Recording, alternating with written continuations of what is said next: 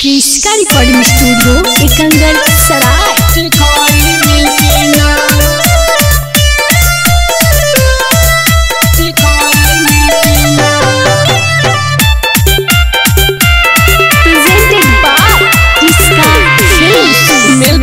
मौका मकैया में छौरी आई मिकिना हम मिलतब जमका मकैया में छौरी आई मिकिना हे गे आई मिकिना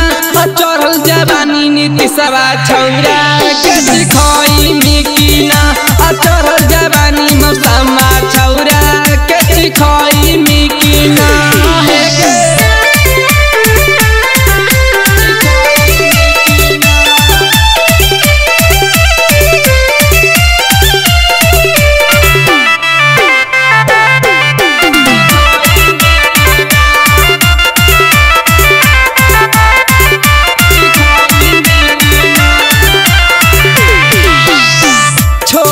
में जवन के साइज भेलौ ना जाई जगे अब देखी सब छौरा न तोरा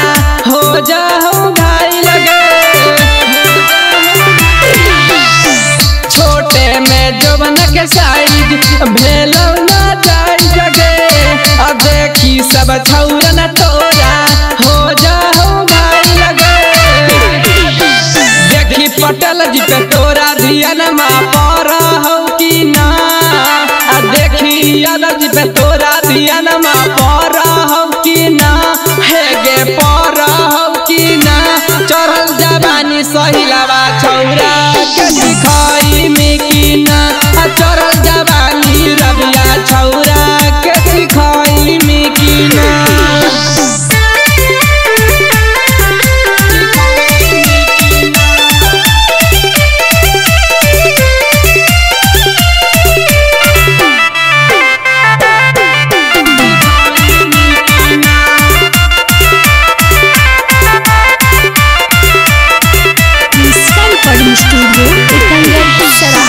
राइटर सुदर्शन कहौ लगही बेजोर गे गाया काला भैया दब से अब ही मिल रोज गे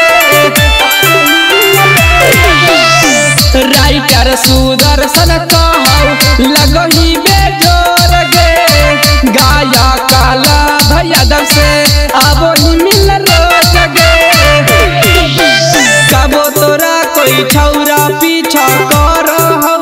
ना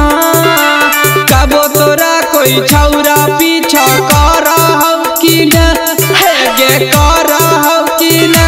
चढ़ल जवानी मुररिया छौरा के दिखाई मिकिना चढ़ल जवानी रकेशवा छौरा के दिखाई मिकिना। कृष्का रिकॉर्डिंग स्टूडियो एकंगर सराय।